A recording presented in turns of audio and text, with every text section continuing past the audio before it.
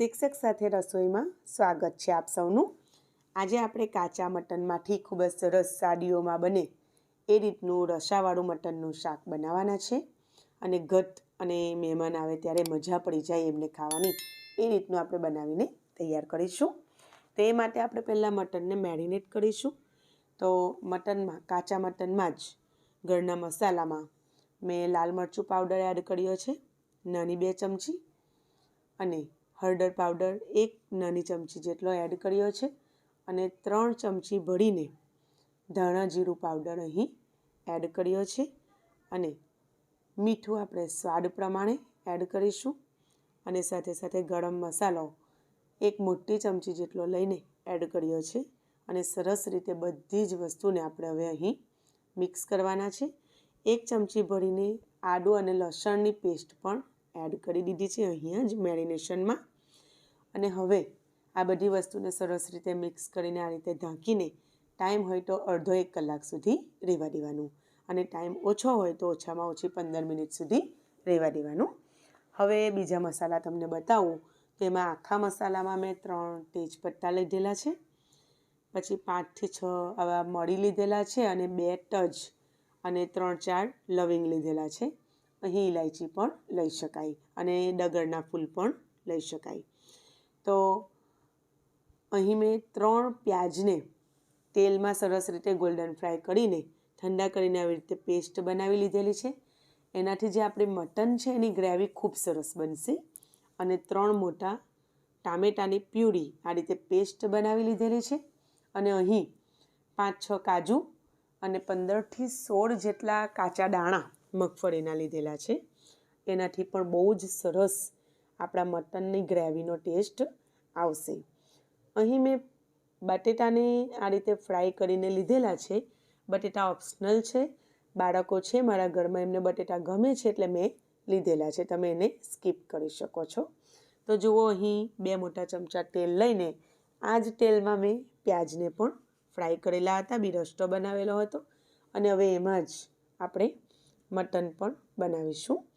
તો એ જ તેલને મેં ગરમ કરીને એમાં બધા આખા મસાલા એડ કરી દીધેલા છે અને સરસ રીતે મસાલાની સુગંધ આવે એટલે હવે આપણે એમાં મેરિનેશન કરેલું જે મટન છે એ એડ કરી દઈશું।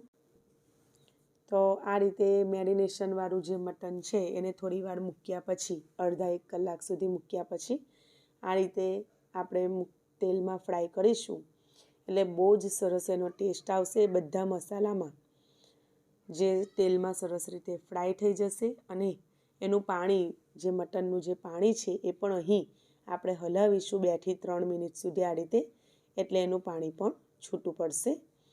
તો આ રીતે સતત હલાવતા જવાનું છે। જુઓ સરસ રીતે એનું પાણી છૂટું પડી ગયું છે 2-3 જ મિનિટમાં। તો આ પોઈન્ટ પર હવે આપણે એમાં જે આપણે ટામેટાની પ્યુરી પેસ્ટ બનાવેલી છે એ એડ કરી દેવાની। તો અહીં મેં એડ કરી દીધું છે અને એને સરસ રીતે આપણે મિક્સ કરી લઈશું। તો ટામેટાં ચડે એકદમ સરસ ટામેટો ચડી જાય ત્યાં સુધી આપણે એને થવા દેવાનું। તો સરસ રીતે મેં મિક્સ કરી લીધેલું 5 થી 6 મિનિટ સુધી આ રીતે ગ્રેવીમાં મિક્સ કરેલું અને પછી એમાં આપણે જે પેલા કાજુ અને મગફળીના બી લીધેલા એને પીસી અને આ રીતે એડ કરી દીધેલું છે। તો ફ્રેન્ડ્સ આનાથી બહુ જ સરસ આપણે ગ્રેવીમાં ટેસ્ટ આવશે, તમે જરૂરથી એ નાખીને એક વખતે ટ્રાય કરજો। તો ડેગમાં જે રીતે આપણે મટન કોળમાં ખાઈએ છીએ બસ એવું જ આપણું શાક ઘરે બનીને તૈયાર થશે। એમાં જે તળેલા પ્યાજની આપણે પેસ્ટ બનાવેલી હતી તો એ પણ અહીં એડ કરી દીધી છે। તો તમે જુઓ કેટલું સરસ એમ અત્યારથી જ ગ્રેવી કેટલી એમ ઘટ અને બહુ જ સરસ લાગી રહેલી છે અને ખાવામાં તો લાજવાબ બને છે।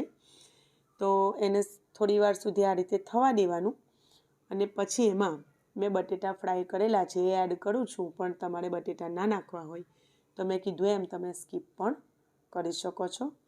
તો હવે એને થોડી વાર સુધી આપણે મિક્સ કરી અને પછી એમાં આપણે જેટલી ગ્રેવી રાખવી હોય એટલે જેટલો રસો આપણે રાખવો હોય એના કરતાં થોડું વધારે પાણી એડ કરવાનું, કારણ કે અહીં આપણે મટન કાચું લીધેલું છે અને હવે આપણે પાણી નાખ્યા પછી કુકરને બંધ કરીને આપણે થોડી વધારે સીટી લેવી પડશે, કારણ કે આપણે મટન કાચું લીધેલું છે, બરાબર?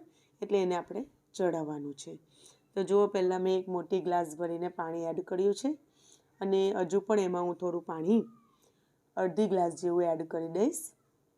બહુ વધારે આપણે રસો નથી કરવાનો લાંબા પાણી જેવો મતલબ કે આપણે રોટી જોડે અથવા ભાત જોડે ખાઈ શકીએ સરસ એ રીતે આપણે રાખવાનું. અને અહીંયા પાણી નાખીએ એ પ્રમાણે આપણે મીઠું પણ ટેસ્ટ કરી લેવાનું એ પોઈન્ટ પર.